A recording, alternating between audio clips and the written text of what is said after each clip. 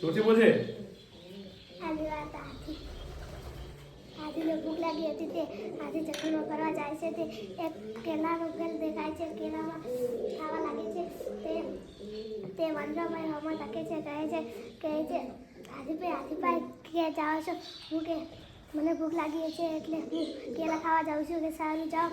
તે જાય છે ને કેળાનું ફળ દેખાય છે ને નદી હતી કને તે નદી ઘરે હતી તે રહેવા લાગે છે અને પણ નહોતું થતું ઘરે જવાનું તે એટલે એને હેપી બર્થડે હતો તે કેળાના ફળનું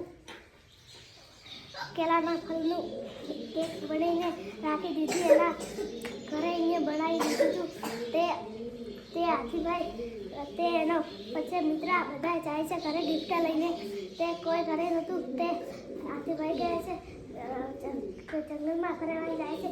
તે અહીંયા હતા. તે કહે છે કે કેમ આવ્યા વટે કોઈ કે તમારો હેપી બર્થડે છે. સારું તે મજામાં કેક કાપી.